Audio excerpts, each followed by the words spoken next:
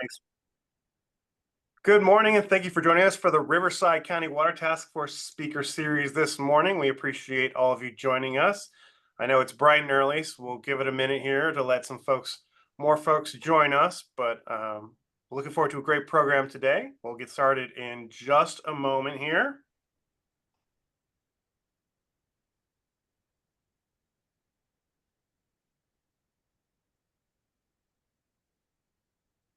Again, thank you all for being on this morning. Good morning.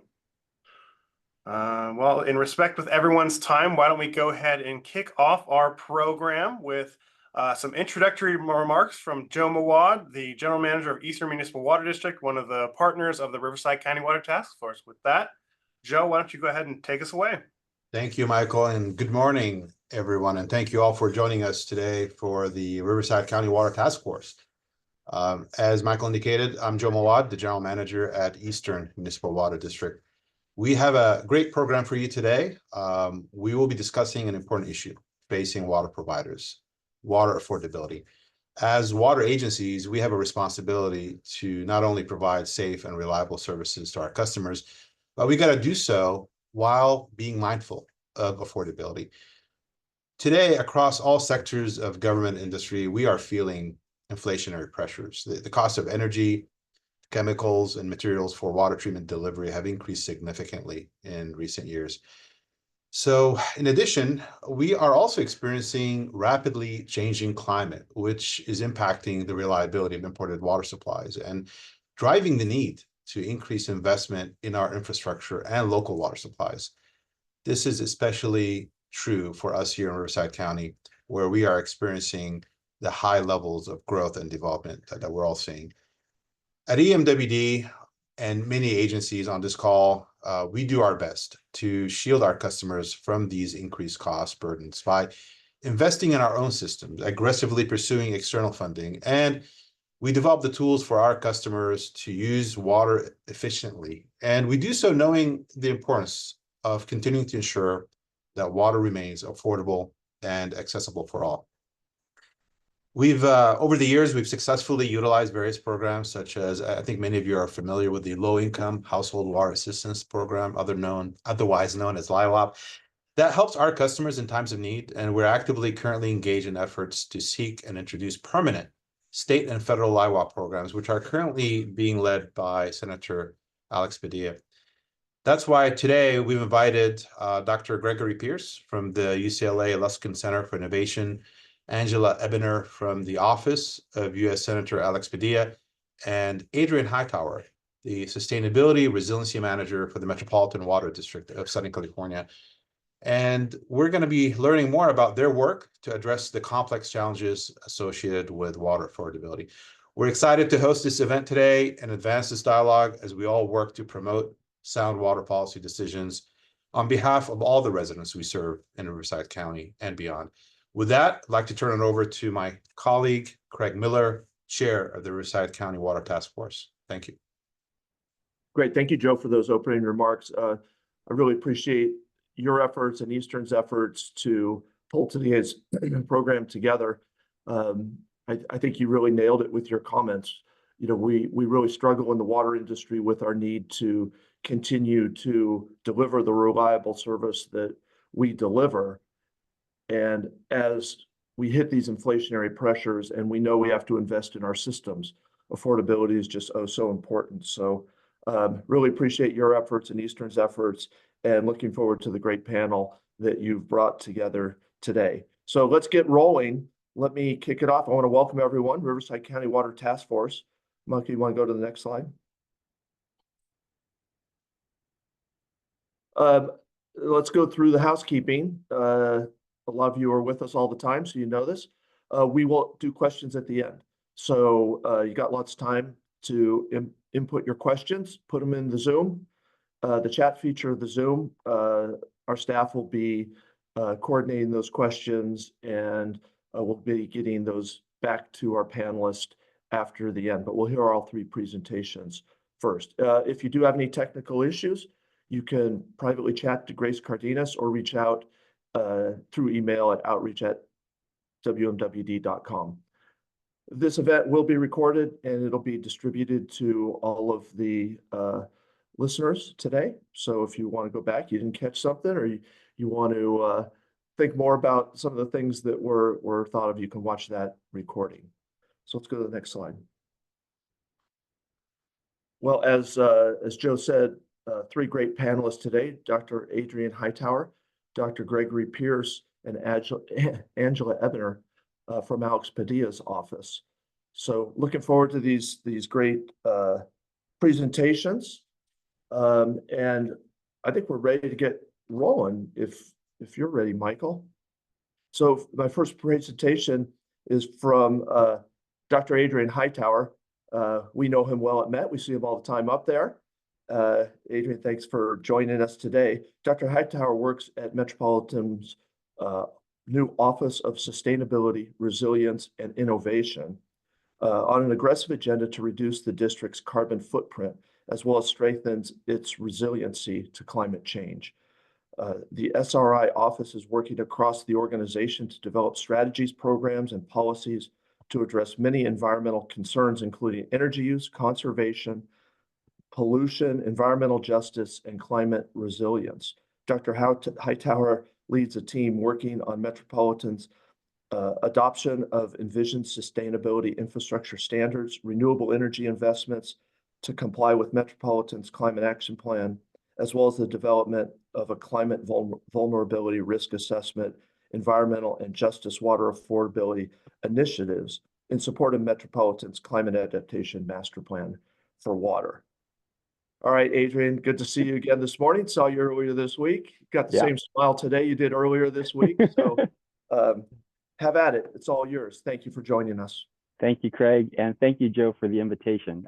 My goal for the end of this presentation is to make that introduction you just heard make some sense, and correlate all of that we talked about, which was mostly focused on the environment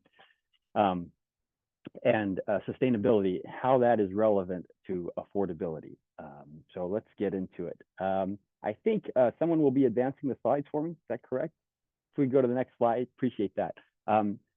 Just to get everybody on the same page in terms of the Metropolitan Water District, with the largest provider of water in the nation that hopefully nobody has ever heard of because we haven't messed up too badly. But we're essentially comprised of 26 member agencies serving half the population of California, approximately 20 million people.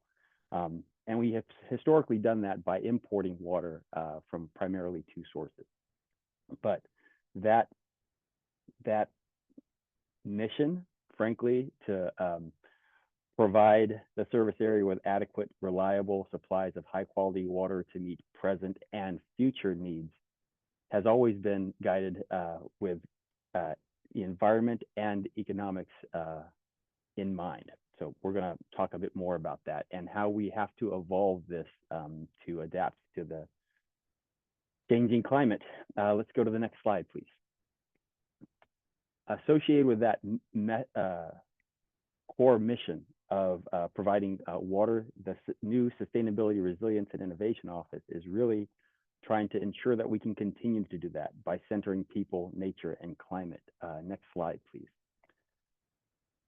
This really shows, if we look at the circle, this kind of shows how Metropolitan operates, frankly, historically, that we have operated by importing water from two major sources, really the Colorado River watershed, which feeds the Colorado River and is frankly shared by 7 states, 30 federally recognized tribes, and 2 nations.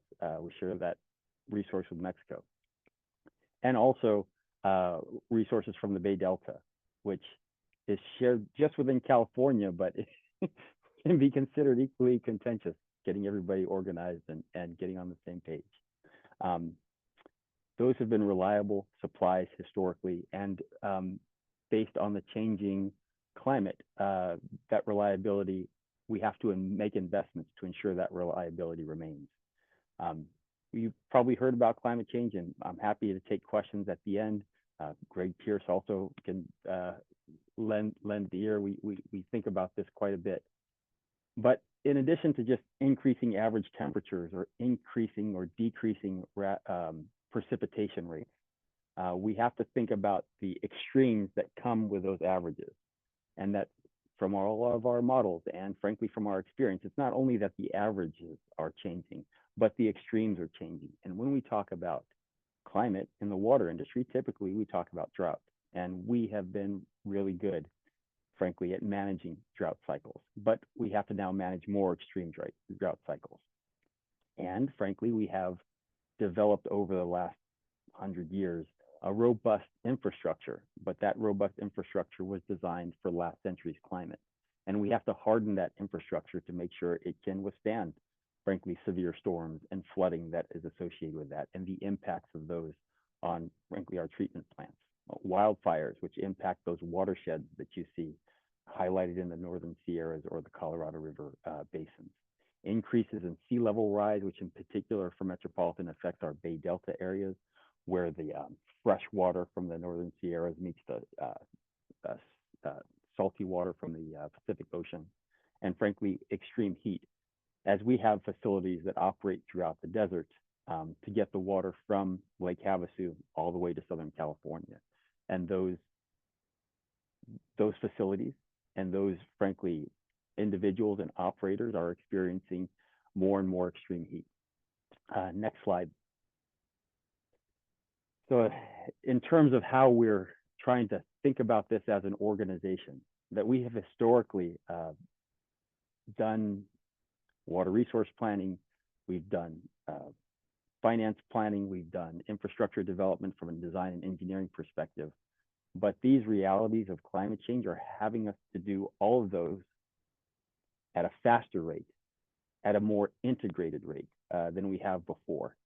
And in order to do that, we're embarking on, frankly, the development of a climate adaptation master plan for water. It's a mouthful, we call it CAMP.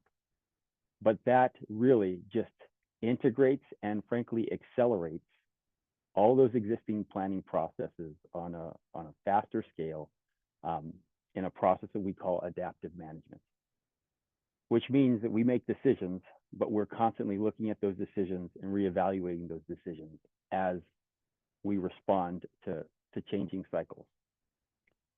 Historically, and this is where climate plays a role, historically, we had some cycles that we could plan for, and we did a good job planning for droughts. In terms of a metropolitan business model, for lack of a better word, we would be able to withstand these swings, and this impacts affordability. That frankly, when there was lots of water and it would rain and our member agencies would utilize that water, we didn't sell much water. Our revenues would be down. But then inevitably, when it didn't rain, when we experienced large time frames of drought, we would rely on our storage and we would rely on imported water, and we would have large sales. And so as we had the swings in the climate, we also had swings in revenues. And because our business model was heavily dependent on volumetric sales, the more we sell, the more we make, and the more we can put away for, in our cases, a rainy day. That worked very well last century. The challenge is those extremes in climate are getting more drastic, which also means these extremes in our financial revenues are also getting more substantial. In addition to all of the factors that Joe mentioned that we are all experiencing in terms of inflation and elevated costs. This is requiring us to not only change the way we do these adaptive processes and planning processes, but also think very hard about business models that deal with the reality of our high fixed costs and frankly, high variable revenues. All of that is now being addressed at a very large scale, and those are very difficult problems to have. There's also one more aspect that is really different now than it has been in the past. And that difference is frankly uncertainty. We've talked about these uncertainties associated with climate and the more extremes that we're experiencing. uncertainty is never usually good for business or finance, but those are the things that we're dealing with. But the difference now is that the uncertainties that we're dealing with are much more severe or greater than we have had in the past. In the past, you could have uncertainties, you could kind of characterize that, and you could come up with a best course of action, a best plan. And then you could debate and you could have different arguments in terms of, how you pay for it or how fast you should go. But you could generally come up with a good plan. What is different now is that the uncertainties are so great that you can have well-informed, very reasonable people come up with very accurate conclusions based on the same set of facts, and both be right. And now how do you make a decision? This issue is called decision making under deep uncertainty, and there's been a lot of work on how to deal with that reality. This level of uncertainty that we are dealing with is drastic and is changing the philosophy and the methodology for making long-term decisions. That instead of that process, which I learned in college and frankly early in my career, where you find the optimal scenario and you plan for it, right? That's no longer, frankly, feasible, because we don't know what the optimal scenario is. We don't know what the best case is. And even if you do think you do, there's a huge uncertainty around it. We just experienced that in 22, 23, where we were in the midst of a fairly severe drought that we had had historic lows on our state water project. And we were expecting that to continue, and we were struggling, and certain aspects of our service area were under severe water restrictions. And then in January, it flipped, and we had 3 100-year storms in 2 months, and we had more water than frankly we could store. That's the kind of swings and uncertainties and climate whiplash that we have to plan for and adapt going forward. So there are external factors that are really changing the way that we move and adapt, and these impact not only how we operate, but frankly our financial planning and therefore affordability going forward. We've looked at this from a number of ways, frankly from engineering and design perspectives, from water resource perspectives. I'm going to tell you about work that we have been doing in our equity, inclusion, and affordability board committee along this issue of affordability. So we're going to start going a little quicker now. Next slide. We've had a number of conversations over the past 8, 9 months now, really trying to think about how affordability, not only for an agency perspective, but also for community members, fits into this climate adaptation master plan for water, and how we think of our business model in that regard. Really, these discussions have been very holistic in trying to address not only cost containment strategies from our organizational perspective, but also addressing affordability challenges holistically, and how we interface as a wholesaler with our retail partners. Next slide, please. Next slide. Great.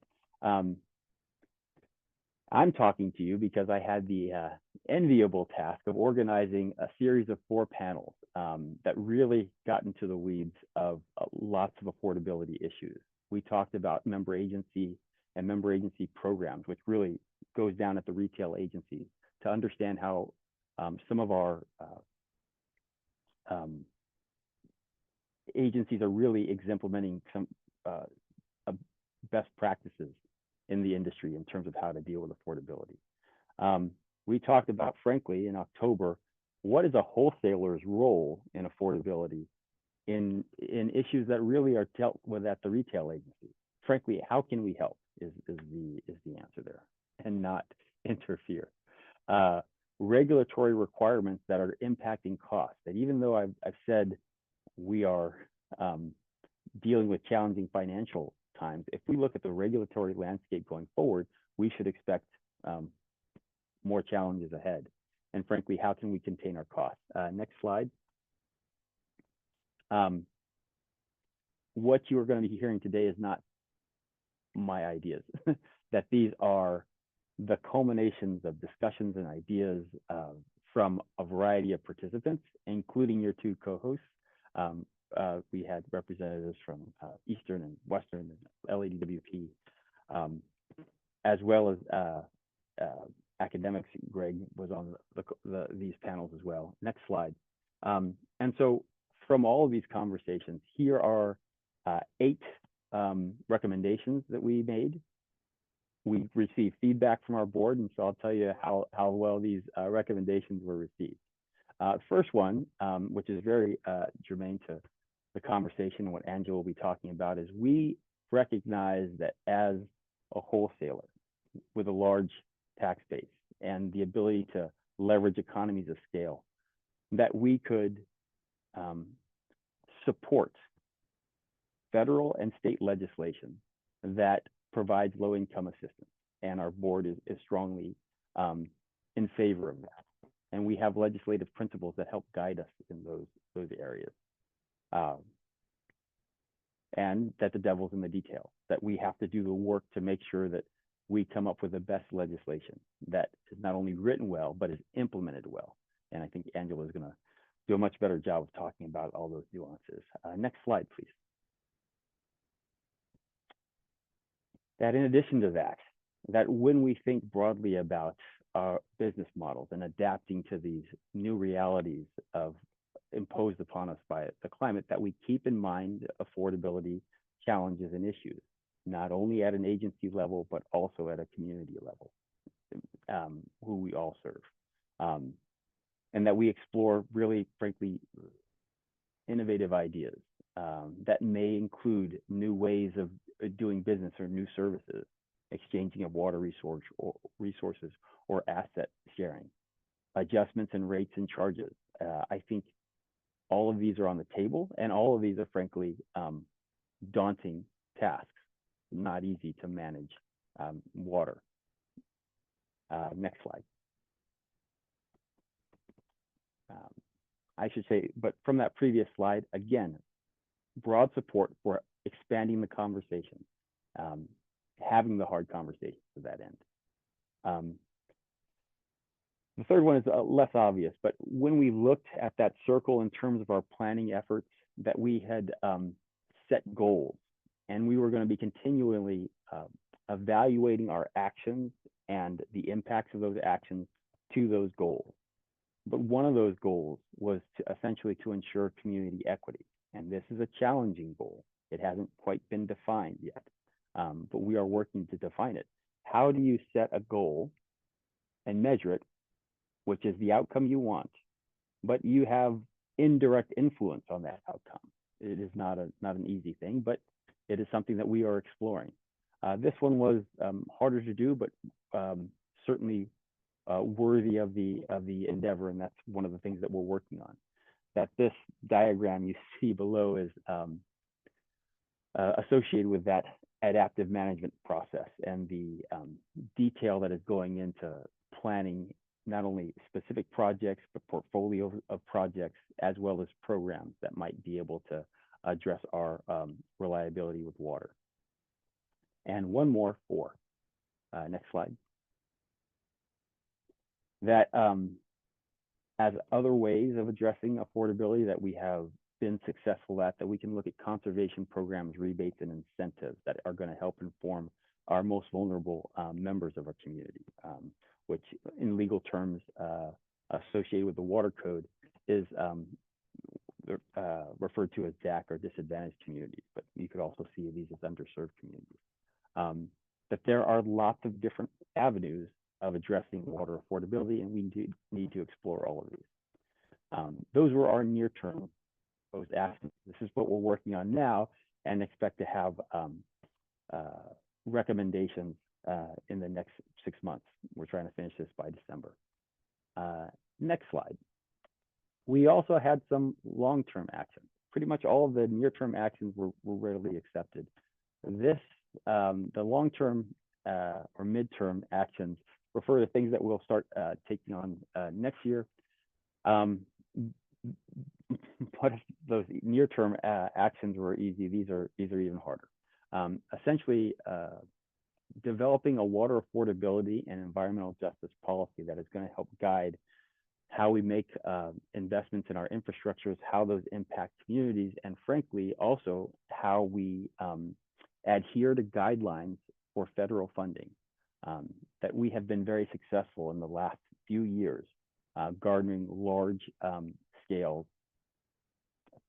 tens and hundreds of millions of dollars from the federal government associated with their investments in infrastructure towards these ends. And part of that mandate is that much of those funds go to the communities in most need and serve those communities, but also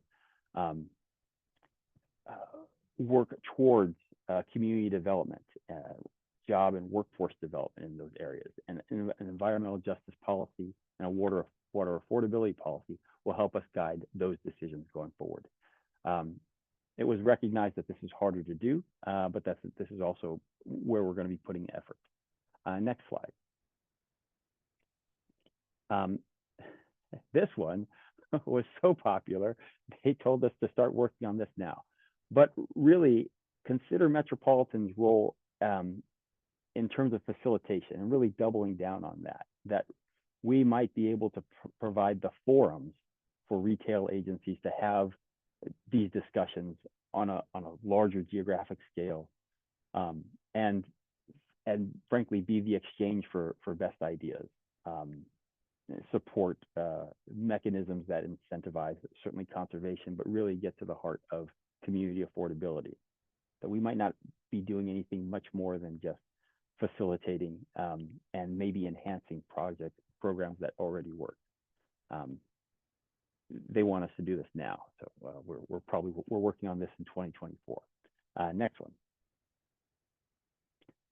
That we conduct a community equity analysis, very similar to what's done by LAWP. Historically, when we talk about equity, people think about human resources or who's hired or promotions, and that is one aspect. But a broader aspect of equity analysis really goes down to accounting for where your spending is, particularly in terms of large infrastructure projects. In the infrastructure industry, historically, investments have not always been equitably distributed, that it is more cost effective to put large infrastructure projects in low-income communities, and those income communities have borne the environmental brunt of that. We are changing how we evaluate how those projects are done. We have California Environmental Quality Act guidelines, CEQA guidelines that have provided guidance in that, but we are also going recognizing that that's not sufficient, that best practices, and really if we are going to be honest in our mission to serve our entire service area and do that equitably, that we need to look at the data to support our decision makings in that regard. So this is again a midterm action that's supported, but I'll go to the last one, save this one for last, and this was the most controversial, frankly, that we explore legislative actions to amend Proposition 218 and 26 to address restrictions on water agencies' ability to fund low-income rate assistance programs. This one was not supported. It was we put it out there to have the discussion, but it was really well recognized that there are there were reasons and well thought out foundations for Prop 218 and 26 that really didn't have the water agencies and water industry in mind, and that tackling this is not something we're going to be working on in 2025 or maybe even later than that. But these were the proposals that we took from these very robust and holistic discussions, very hard discussions, and that these are the issues that we're going to be going forward on, and that I think in the questions, how these will overlap with Angela's presentations and Greg's presentations. We'll be able to come together. Next slide, and have, frankly, interesting discussions. Really welcome your input. And with that, I think I'm at time. All right, Adrian, thank you very much. Appreciate that. Hang around. There will be some questions coming your way. I'm sure you hit on a couple of spicy topics there with There you go. All right, next up, Dr. Gregory Pierce. Dr. Pierce is the Research and Co-Executive Director of the Luskin Center for Innovation and the Director of the Human Right to Water Solutions Lab. He is also the Director of the UCLA Water Resources Group within the Institute of the Environment and Sustainability, and serves as the Associate Professor in the Department of Urban Planning. He works in engaged fashion on research to policy impacts with community groups, nonprofits, utilities, and regulators. Greg, thank you for joining us this morning. Looking forward to your presentation. It's all yours. Great. Thanks for having me, Craig. And we can go ahead and move to the next slide. You don't need to see my titles again. I'm going to give some remarks, obviously, on affordability, and I think flow pretty naturally from what Adrian said. And Adrian has seen some of these slides because some of them were presented at Metropolitan in the fall, as he mentioned. I'd like to frame this, or the discussion around affordability, in terms of California's legislated human right to water. California is one of the only states to have a legislated human right to water, certainly the only state to be working really actively on it. And that language is right on the screen, saying essentially that every human being has the right to safe, clean, affordable, and accessible water. And that's really the premise, I would say, for a lot of the work on quote unquote affordability in the state, and similar sort of notions at the federal and other state level. Next slide. Again, we do a lot of work on what I call human right to water at UCLA in the Luskin Center in particular, work a lot with the state, down to community groups and sort of everyone in between, on all aspects of the human right to water, but especially on the quality and affordability fronts. Next slide. And these are just some examples of relevant statewide work we've done on affordability. One was a report, these are both with the California State Water Board. One was to develop recommendations for the implementation of a statewide low-income water rate assistance program, or essentially a customer assistance program. We started that work back in 2015. I believe the report was delivered to the legislature in 2020. There's been proposals in the legislature to implement a program since then. There still are. One version got out of the legislature to the governor and was vetoed. So nothing has been implemented yet, but there's a recommendation around a statewide plan, and actually, different forms of statewide plans. We can certainly discuss that if you'd like. And that's different than the federal program and proposal that you'll hear about in just a second. We also helped get off the ground the statewide drinking water needs assessment, which is handled by the SAFER unit, a state board some of you may have heard of. But that book covers both water quality and affordability. Next slide. And then we also work a lot locally. We work with Metropolitan, with Adrian and others, including sort of evaluating the impact and the distribution of Metropolitan Water District's local resources program. And then we do a lot of work on retailers or your community water systems that serve people, businesses, institutions locally. And we've done mapping, especially of LA County's water systems, multiple times, and collection of rates, sort of all aspects of human right to water performance. We have a mapping tool, and we're just about to refresh our analysis and actually add neighboring counties to the analysis, including Riverside County. Next slide. That's just I guess the background to make some sweeping statements, the first few of which I'll illustrate with data, and the rest will be, unfortunately, text. But in terms of affordability, the first thing to know is that prices are rising. This is national data, showing you trends in the consumer price index, with the water and sewer line being the highest. But I could show you graph after graph, just pick your geography around water rates rising, particularly in California in the last 15 years. And I do want to stress there's a paradox, I would say, in this space, in that water has traditionally been underpriced.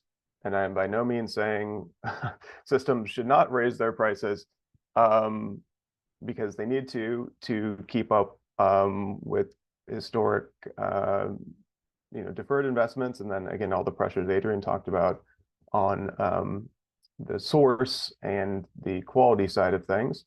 At the same time, affordability has sort of become a buzzword and a concern because of rising prices generally, but also, if you go to the next slide, because water systems come in all shapes and sizes, and essentially this is showing you data from LA County. Again, I could show you data from across the state or Riverside County. It would look somewhat similar in that your retail water systems, your community water systems, to use the EPA term, they range, I'll just use the LA example because it's easier, from a mobile home park serving 25 people, that's kind of the community water system. There's plenty of those, especially in Riverside County, to LADWP, which serves 4 million people. To a large degree, those systems are held to the same standards, at least on the Safe Drinking Water Act side. And the point here is that they essentially are responsible for their own financing, covering their own costs with revenues, and wind up having very different prices, rates and charges that go on people's bills. There's not a lot of uniformity in what people charge, and that's because systems are largely on their own with handling their finances, which is very different from what you see in energy or other types of utility sectors, even for the most part, the wastewater sector. Next slide. And so what you see is disparities like this. This is, again, data from LA County. It's a few years old, but showing you that for the same amount of water, in this case, it's a large amount of water, but we've reduced the amount of water we're using as comparison now. But for the same amount of water, you could be paying anywhere between $145 to $2,244 a month in LA County. I have multiple different sort of figures that would show you similar comparisons. And I'd also say this is not a unique feature of Southern California. You can do these comparisons in Chicago and Vancouver, because you have such fragmentation of water systems and such different sort of cost and capacity profiles. So it's not only that the price of water is rising for everyone, it's that it's rising very unequally, and systems have different capacities to deal with that. Next slide. And in the background, and I'd say part of the reason for this is that I've kind of already hinted at this, local water systems are largely on their own in terms of financing. And that's very different. It didn't look that way 30 or 40 years ago. And it doesn't look that way for other infrastructure sectors, including transportation, but also energy, which is not shown on the screen, heavily subsidized by the federal government, whereas water has sort of fallen off a cliff. Of course, there's a bipartisan infrastructure law, but that's really, some people would say, a down payment, or not making up for past disparities. And as far as I can see, there's not another bipartisan infrastructure law on its way. So again, to illustrate, water systems are largely having to self-finance to not keep the lights on, keep the water flowing. Next slide. And then at the same time, I kind of mentioned this, expectations around addressing affordability have really risen. In some ways, they've risen over the last 15 years. I think they really picked up after the scandal and crisis in Flint. But then particularly expectations around addressing arrearages or sort of customer debt, unpaid bills, and limiting or eliminating shutoffs has really changed since COVID. Of course, there was a moratoria on shutoffs for quite some time, a lot of money from the state and some from the federal government to pay off debt. And then you have seen some utilities taking pretty dramatic long-term policy positions like LADWP to permanently prohibit shutoffs service for customers who are enrolled in their low-income discount programs. Next slide. So looking forward, I hate to say, I see this problem growing. Again, Adrian touched on it. I would say, again, not talking in specific terms here, but as far as I can see, the general price of water in California, Southern California, is going to rise considerably for the next 30 years, as it has for the last 15. Again, that part of that's because water has been underpriced for too long. But also the current and perspective, and I want to be clear, like absolutely necessary investments in more resilient water supply, especially local water supply, guarantee that the price needs to go up in the absence of major state and federal subsidies.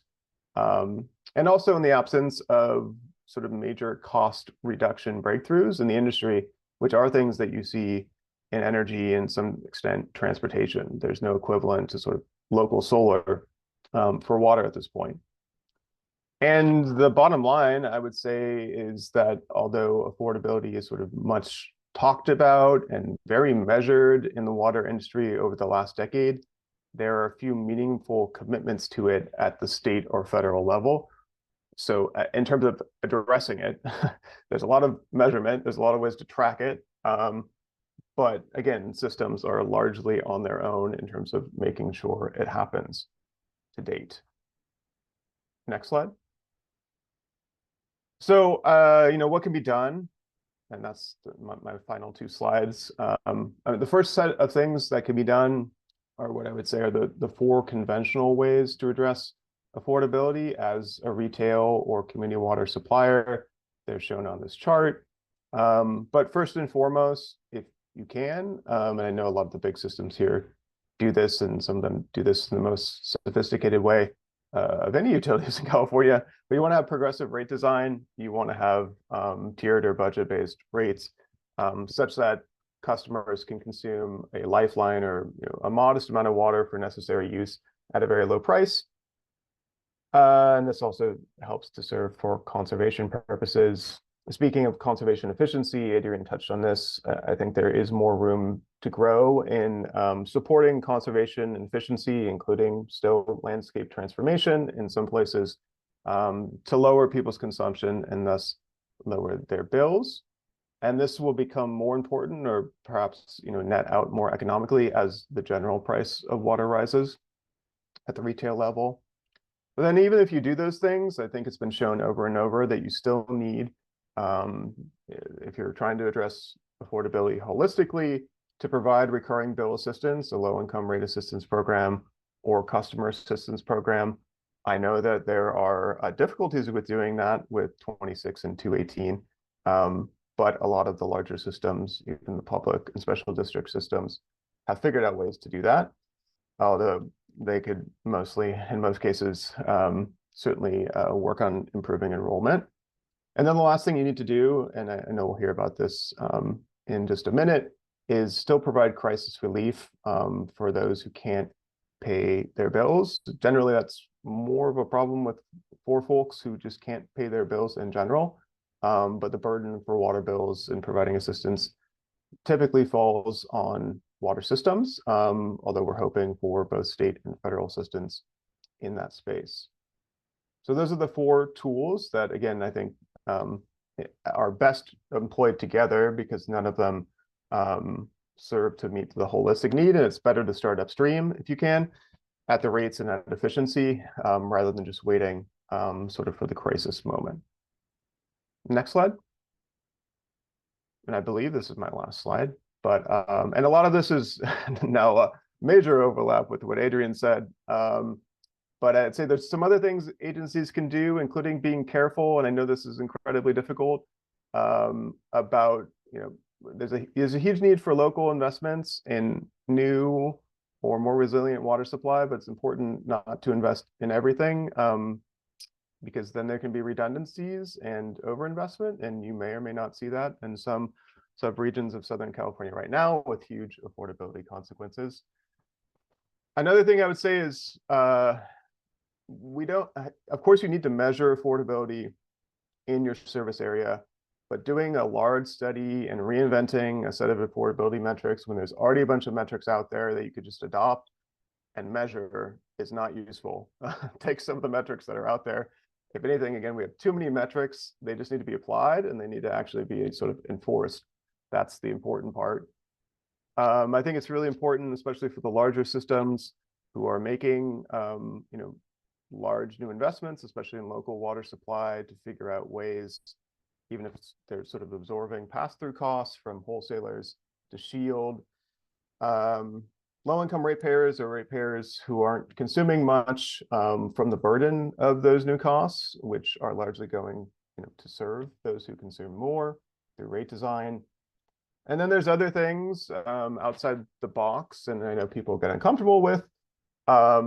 But I think there's opportunities and a mandate from the state where possible to regionalize or consolidate, especially your really small underperforming systems, and anything that the larger, better performing systems can do to either absorb smaller systems or to sort of graft smaller systems, which typically are single source reliant, into interties or recycled water, stormwater. Investments is going to be really helpful because those really small systems just have a tough time making those investments. And then last but not least, I would say certainly that it would be helpful to support Prop 218 reform and statewide LIRA passage. And I guess I should have added also certainly the LIWAP program. Again, because I understand the difficulties of doing this as a local water system, and there's a need for more state and federal support. There's already analogs for this, I should say, in the energy space. We already do all of this stuff in energy. And it's easier to do that in energy because nearly every major energy utility in the state is an IOU. And ironically, the investor-owned utilities, the for-profit utilities, are able to cross-subsidize or to support low-income customers with no problem, whereas the publics and quasi-publics are not. And that's just if you think that Prop 218 and 26 reform is not necessary, is going to lead to other problems, I'd say the disparity between the publics and privates being able to provide assistance is just as problematic as 218 or 26 reform. That's just my opinion, and I will stop sharing my opinion now and turn it back over to Greg. Thanks, Greg. Interesting that you and Adrian both closed with Prop 218 reform. So you may get some questions on that. Thank you very much for those comments. All right, our third speaker today is Angela Ebener.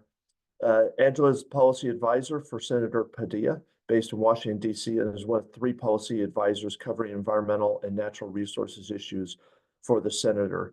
Specifically, Angela's portfolio includes drinking water, wastewater, U.S. Army Corps of Engineers, and agricultural issues. She previously worked for Congresswoman Zoe Lofgren out of San Jose, and as a multi-client lobbyist, and has lived in D.C. for more than 10 years. Angela obtained her master's degree at the London School of Economics and bachelor's degree at University of California, Santa Barbara. She's from Irvine, and we're very happy to have her with us today. Angela, welcome. Thank you for joining us. And the stage is yours. Thank you. Good morning, everyone. I know it's an early one for folks over on the West Coast. I'm over here in DC trying to survive 90 degrees and 100% humidity. But I'm excited to be here and honored to be speaking alongside our panelists today. I've been working for Senator Padilla since he came to DC. And water affordability and water access has been a top priority of his, since getting here. I think most of you probably know this, but the senator was appointed to serve the rest of Kamala Harris's term after she joined the administration as vice president. That was early 2021. And then in 2022, happily, he was elected for a full 6-year term. And so we've got, a long runway now to really kind of push the envelope on a lot of California's water priorities. He's well positioned to do that. He serves on a few different committees, including the Senate Environment and Public Works Committee, which has jurisdiction over all of the EPA water programs, the Clean Water Act and Safe Drinking Water Act, also the Army Corps and surface transportation programs. He also joined the Senate Energy and Natural Resources Committee this Congress. That side of the House is sort of the Bureau of Reclamation, water, forestry, and wildfire issues. So having both of those committee assignments really positions him well, I think, to address a lot of the issues Californians care about, but in particular, water, both on the quality side, the supply side, and everything in between. He's also a member of the Judiciary Committee. And on that committee, he chairs the immigration subcommittee. I think that's something as Californians, we all know is can be a controversial issue nationally, but isn't for those of us in the state. And he's really used that position as a platform for, more humane rhetoric surrounding some of these really hard border issues. He's also a member of the Budget Committee and the Rules Committee. So lots of exciting stuff going on for our office. But importantly, this Congress, he became chair of the Water Subcommittee on EPW. So the Subcommittee on Water, Fisheries, and Wildlife has jurisdiction over those EPA programs I was talking about, and all of the drinking water, wastewater, and stormwater issues that impact, the issues of water access and water affordability. The need is great in the United States. More than 2 million Americans lack basic plumbing in their homes. 44 million Americans are drinking water that violates the Safe Drinking Water Act. In a country as wealthy as ours, I think a lot of times folks take for granted the pipes that they can't see. But over the past few years, both with the pandemic, with flooding, with the bipartisan infrastructure law, hopefully that's starting to change and people are starting to pay attention. We also have a lot to celebrate. The bipartisan infrastructure law included the single largest federal investment in water infrastructure, more than $50 billion that went towards the drinking water and clean water SRFs, for lead service line replacement, for emerging contaminants and PFAS. And it also included $8 billion for Western water infrastructure and large-scale recycling, which I'm sure a lot of you folks on the call are familiar with, given it's such an important part of the portfolio for Southern California. The senator always talks about, his time on the city council back when, toilet to tap was the death knell for sort of early efforts on water recycling. But thankfully that is changing. And we're able to draw down a lot of federal money for those projects in California. That being said, I think, like Dr. Pierce said, we see it as a down payment. The bipartisan infrastructure laws is going to expire in a few years. And so we really need to be thinking about, what are the short-term and long-term investments that need to be made to kind of keep up the momentum, to make sure that, when the next historic drought comes around, we are, progressing on some of these huge projects to diversify our water supply portfolio. I know that water systems are facing historic pressures. We've had flooding, we've had wildfires, we've had drought and the need to conserve, not to mention sort of the basics like aging infrastructure. So I think the senator will always say the bipartisan infrastructure law can't be the end, but just as a down payment. Of all of the pressing water issues we should be tackling, we think that ensuring all families have access to safe, affordable, and reliable water is at the top. I think was mentioned previously, water rates are rising faster than inflation, faster than medical bills. And unfortunately, federal funding makes up less than 5% of total investment in water infrastructure. We saw a graph earlier showing that sort of the peak of federal investment in the 70s has been declining ever since.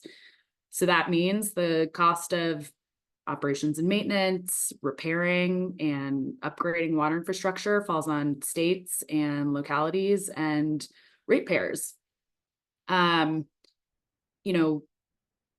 We also heard about transportation and energy, being well subsidized by the federal government. You can see that in the bipartisan infrastructure law. It was a, $1 trillion bill. There was $50 billion for water, but there was $284 billion for surface transportation. With EPA estimates that we need $750 billion over the next 20 years just to maintain our existing water infrastructure. I think that just really underscores the need for engagement from folks like you on the importance of this funding. So what has the senator done to kind of address and examine water affordability in DC? He had his first subcommittee last year on the issue of water affordability and examined the particular challenges faced by small, rural, and underserved communities who often lack adequate staffing, financial capacity to do O&M. He's held hearings on the challenges facing tribal communities, on the emerging research around microplastics. So there are a lot of pressures on the water infrastructure systems we have. On water assistance and water affordability, as they say, never let a good crisis go to waste. During the pandemic, when folks were told to stay home, they were losing their jobs, there was a risk of mass shutoffs. Congress actually provided more than $1 billion to the U.S. Department of Health and Human Services to establish the first ever national water assistance program.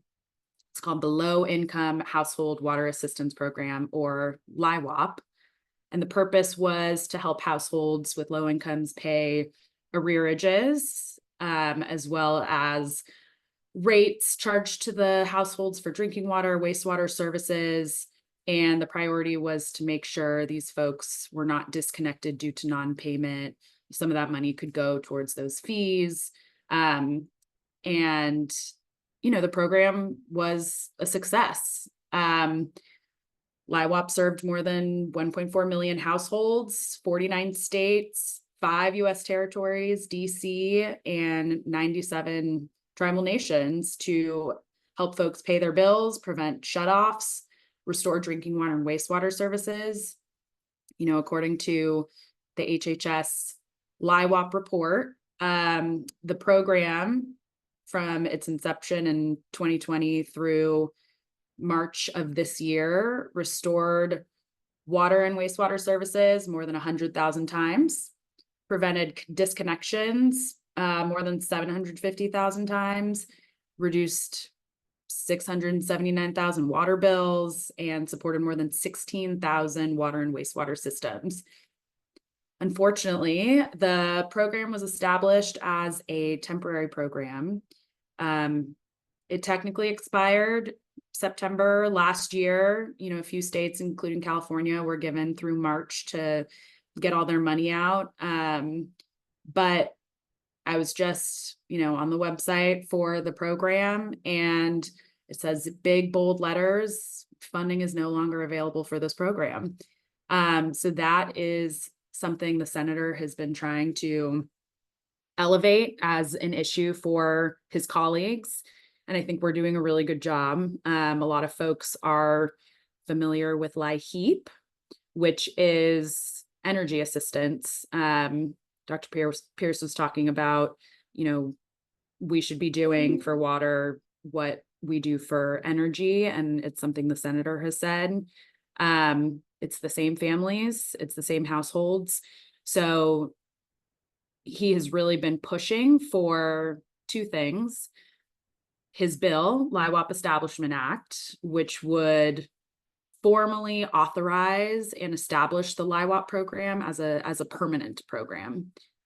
And then funding. Thanks a lot to a lot of the outreach that the senator and his colleagues have done to the administration. Happily, the president included language in there for LIHWAP. They allow states to use up to 2.7% of their LIHEAP funding for water assistance. So, ideally, we get a different line item for LIHWAP, but this is a great start. The senator asked the director of OMB, Shalonda Young, about the inclusion of this language. And she expressed support in a hearing for the need for water assistance. HHS Secretary Javier Becerra has expressed his support for the program. There's a lot of motivated program folks at the HHS who want this authorization and agree on the importance of this program. So I think we're making progress, and part of that was the introduction of the senator's bill. So specifically, it would direct HHS and EPA to establish a permanent LIHWAP program. It would authorize grants to states, territories, and tribes to assist low-income households in paying arrearages and other rates. It would provide technical assistance to rural, tribal, underserved systems. We spoke earlier about the challenges that a lot of water systems have complying, upgrading, applying for funding. So the technical assistance piece of it is going to be really important for ensuring that all low-income families, no matter who their water service provider is, have access to assistance like this. The bill, something we hear a lot about is, how do you reduce the administrative burden for these families who are already, low income, working several jobs, but also already qualify for assistance. So the bill would allow folks who are eligible with LIHEAP, TANF, SNAP, those are, nutrition assistance programs, supplemental security income, and means tested veterans programs would automatically qualify for this water assistance. The bill is endorsed by more than 130 organizations. We're very proud of that. It crosses industries, it crosses political spectrums. We have everybody from the Chamber of Commerce to EJ water folks from the Central Valley in support of a program like this. So I think that just really speaks to the merits of permanently authorizing this water assistance. We are still looking for a Republican co-lead in the Senate. The dynamics are tough in an election year, obviously, but the good news is we have a strong bipartisan coalition in the House that introduced the companion bill. We worked with Congressman Eric Sorensen, who's a Democrat from Illinois, who then recruited Congresswoman Lori Chavez DeRemer, who is a Republican from Oregon. And they came together to actually introduce the companion bill. Not only that, they included authorization of appropriations for $1 billion.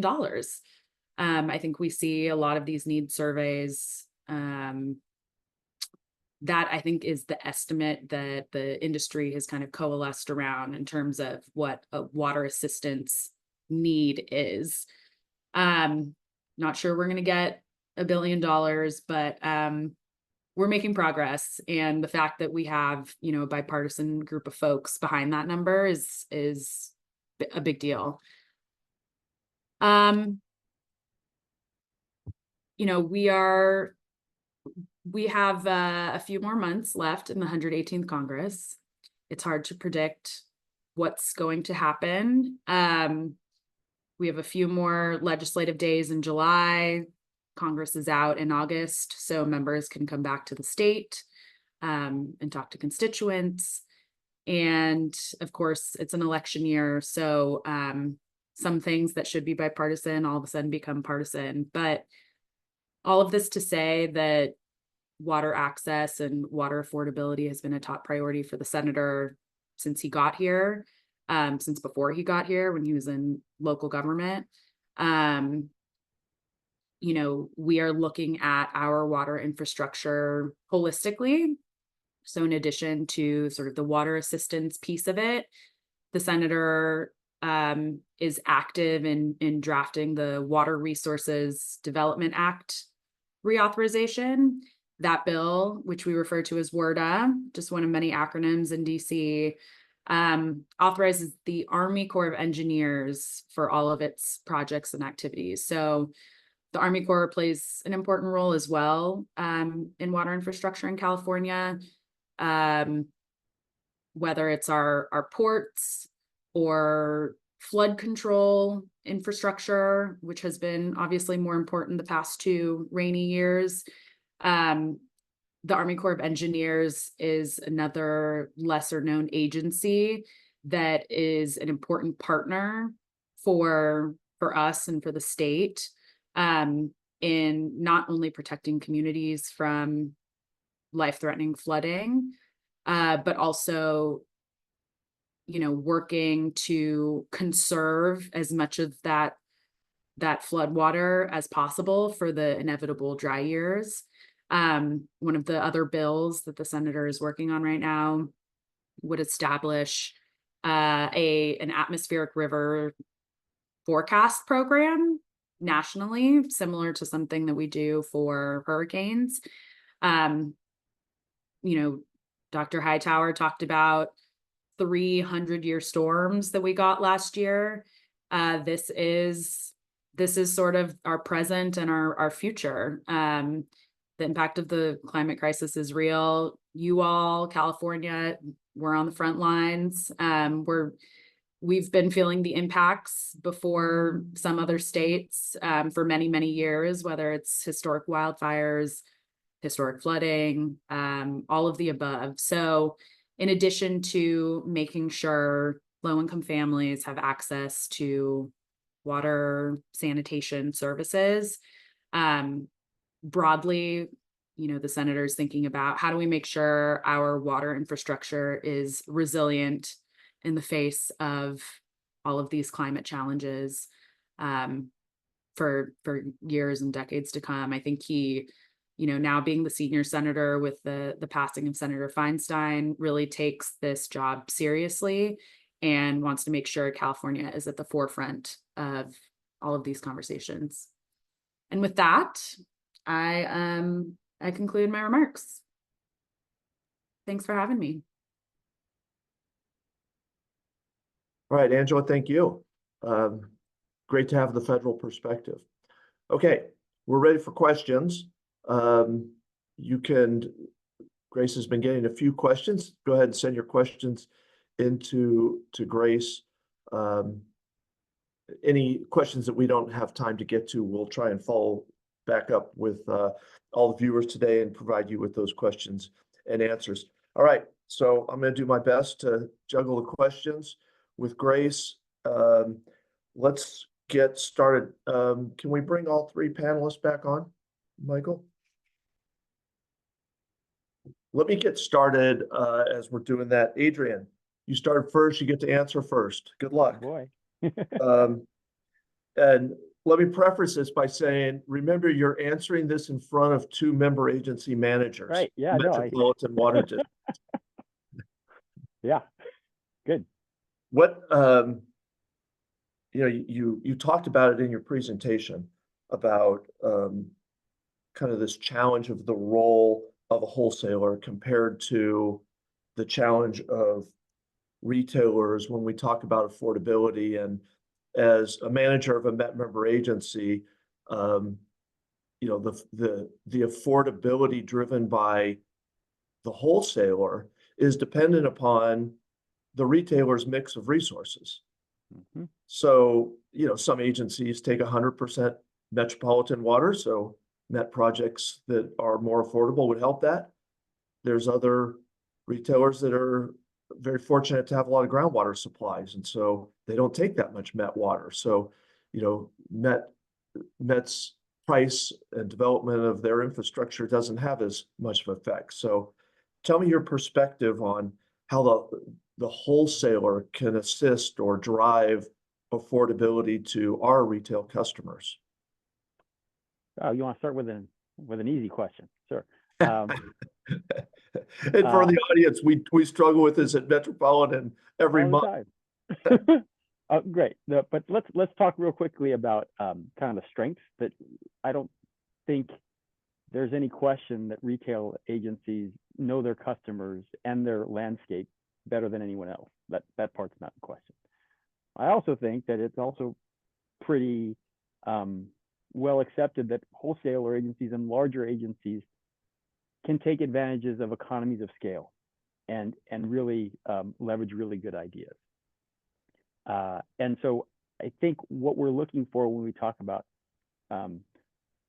community and system or agency affordability is we're looking for sweet spots, the marrying of both of those advantages. And I think that's where that's what we're doing. We're trying to navigate, making the sausage to find those sweet spots. I think Angela gave a great example of how we can leverage economies of scale at a federal level.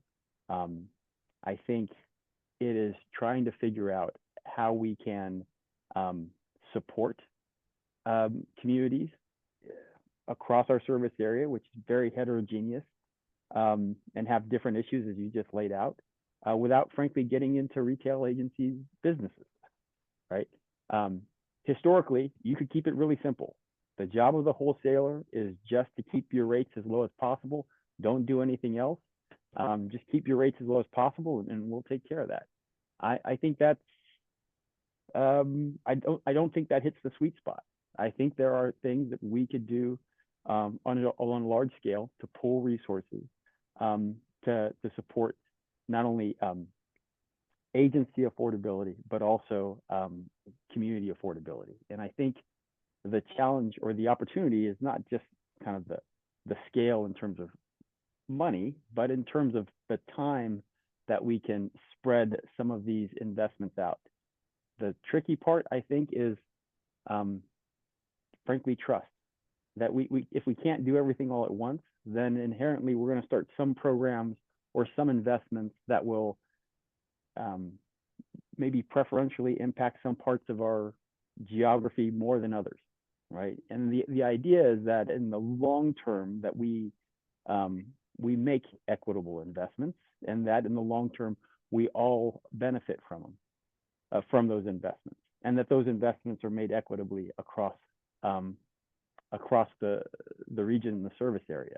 But I think that's the part that we're navigating, and that's the part that is challenging, and that's the part that requires trust, but also verification. So I think that's the role. We really come in with economies of scale and how to support doing things large, but how do we do that in a respectful and frankly diligent manner is where we're at right now. Thanks, Adrian.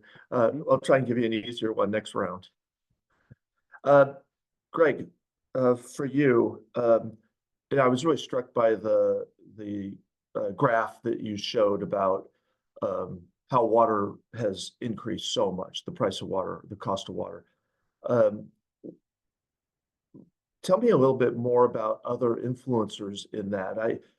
When I see that and I listen to you, I'm thinking, well, there's also a lot of regulatory costs that have been included now in the price of water that we're having to invest in and share, whether it's PFAS or arsenic or some other treatment that is playing into that.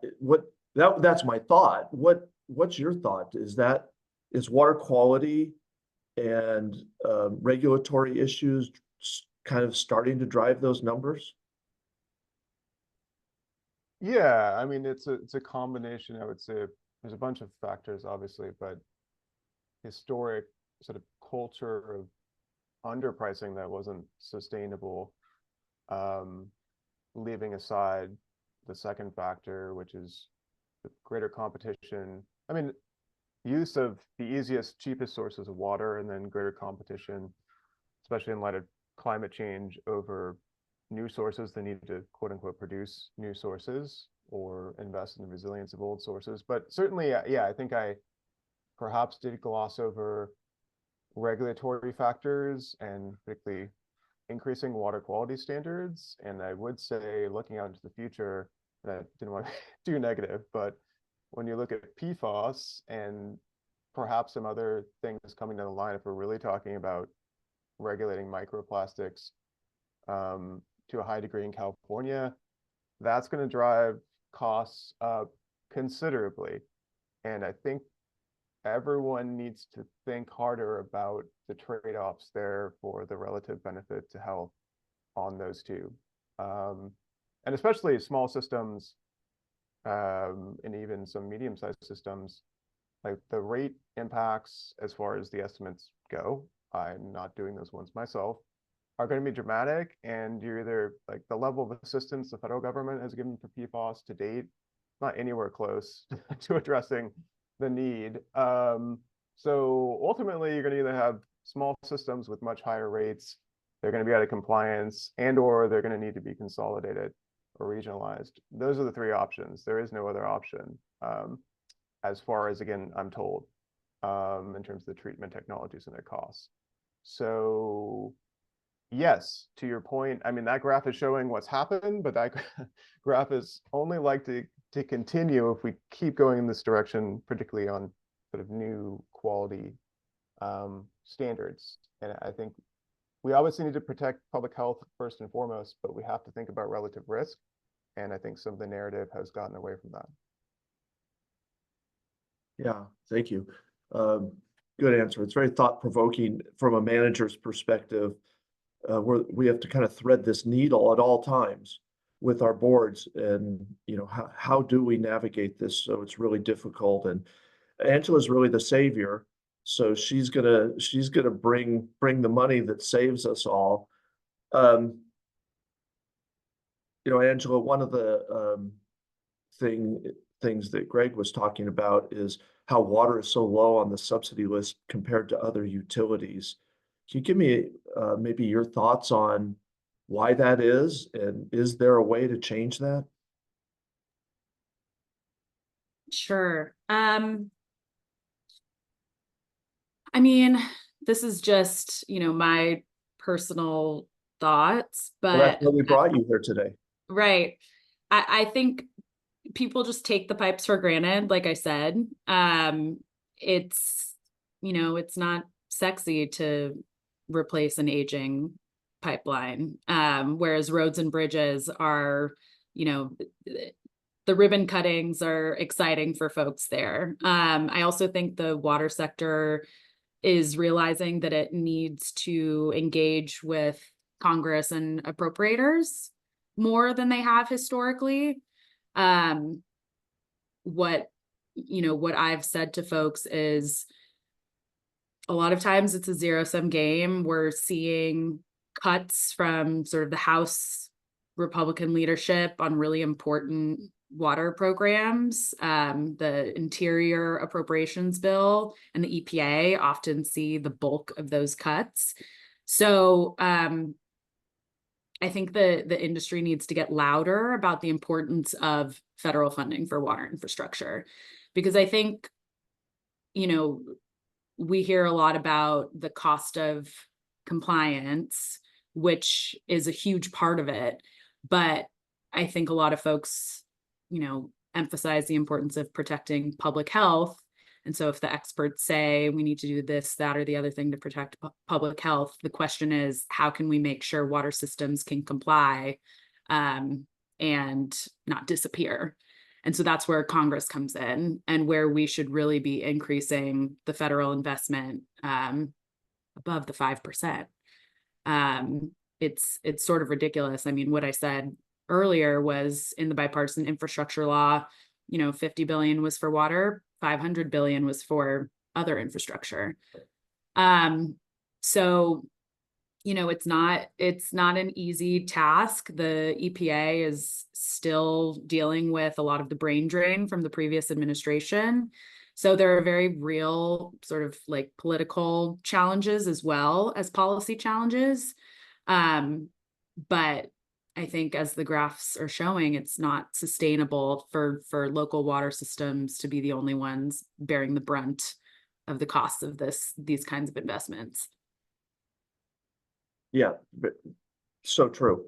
And, we talk about equity, and, I always think about the equity amongst my own ratepayers, and, how fair is it for certain ratepayers to subsidize ratepayers in the same systems? And I can see, and I know Adrian may want to comment on that later about, that's the 218 challenge, right? That equity within your own service area and your own rates, and who does make up that difference for those struggling for affordability. So it is such a challenge. Adrian, I mean, I said it because it was going to get easier for you, but I think this might be harder for you. Yeah, don't worry. But 218 is, Yeah. such a lightning rod of a discussion. That some people would say, well, we all support low income rate assistance programs, so why can't we change 218? But then there's a very strong voice on the other side that says, as a ratepayer that can afford my bills, why should I be subsidizing those that can't? That should come from some other program, a federal program or a state program. Yeah. So I frankly think Greg's is going to add to this conversation. I think his example in terms of looking at public electrical sector versus private electrical sector and their ability to shift burdens is relevant. But when we look strictly at 218, right, we are mandated to serve or set rates across our ratepayers proportional to their costs, right? And you can't charge someone more to subsidize someone who may be at a different need. But also from an equity perspective, if you look at that percentage of that water bill to somebody's entire income, we can see the disconnect in that philosophy. That only really goes so far, but as we have more embedded inequities, frankly, in our society, that is not quite sustainable. But the other side of 218, which I think a lot of agencies are navigating, a couple sides, is frankly non-rate revenues, and can you leverage those? Eastern and Joe, frankly, is a really good example of how they've been able to do that. So supporting disadvantaged communities with other revenues that an agency might have that aren't necessarily tied to their rates. 218 does not prevent that to some extent, but I think the devil's in the details there again, in terms of how those revenues are counted, especially since they may have been based on those investments may have been based initially on rate dollars. But non-rate revenue is one aspect. The other interesting thing is 218 doesn't disallow tiered rates. And this is particularly relevant for retail agencies that have various sources of water. And those sources of water typically have different prices. And how do you now come up with the algorithm or the calculation that makes those adjustments so that you can correlate your cost of service to a particular tier of providing. 218 allows for that, but as we've seen in the courts, it is not necessarily easy to make those calculations or justify those calculations. So I think there's kind of a principle at play that you can look at with 218 and discuss and figure out if that still holds. And frankly, does it hold for the water industry as well as the broader industries, but also in terms of a practical navigating of 218, and how do you design tiered programs that might better support equity across the community. Yeah. Thank Thanks for the you. easy question.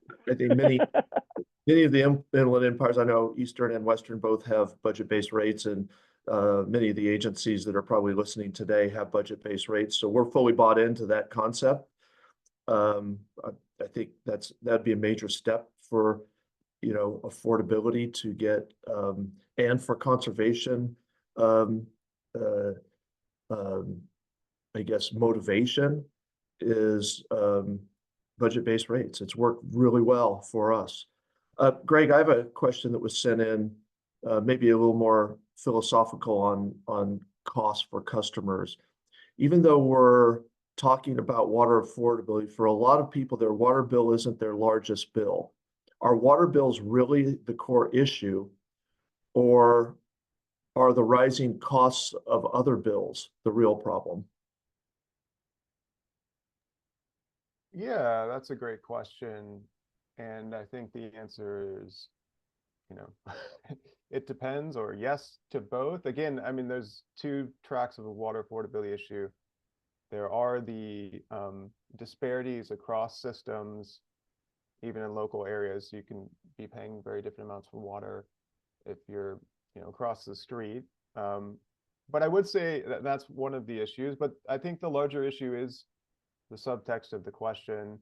It's really about folks who don't have the ability to pay their bills generally, and the rising prices. Certainly you can look at energy, you can look at food with inflation. So it's really about ability to pay more broadly. And yeah, if you ask me, it would be much more efficient to go toward sort of universal basic income type assistance than do this sector by sector. But given that's not happening, we do have to go sector by sector.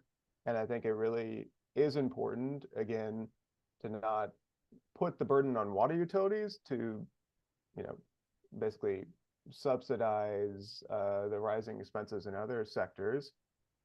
But you also have to give folks assistance. And again, look at the precedents in energy. Look at the precedents. You don't even have to look at energy. Just look at the water IOUs. They offer customer assistance programs that are, decently generous and have high enrollment rates. So it's just a very strange paradox to have some utilities that can do that, some can't. That being said, I think, back to Adrian's point, or some of his comments, I should say, I do think maybe a statewide approach makes more sense, because water utilities are, again, much more fragmented. Some of them don't have high income customers to help pay low income customers. Again, the energy utilities are much larger. An agency like Metropolitan is much larger. You can kind of mix things together. But if you're a small or medium-sized system just serving a low-income customer base, you don't have leeway there. So a statewide or a regionalized approach is going to make more sense. But yeah, it's a broader affordability issue for sure, to the point. Yeah. Thank you, Greg. Angela, I don't want to let you out of here. We're almost out of time without asking you how we can help. There's a lot of people listening here today that really want to see the center successful in driving these assistance programs. And for someone who goes back to DC regularly and talks back there, sometimes we're not loud enough, and we're not, maybe we're too good at our job and we don't have big enough problems that people want to come and assist us. So how can we get back there and help the senator? what's your call to action for our audience today? Great question. I think everything we need to do in the Senate has to be bipartisan.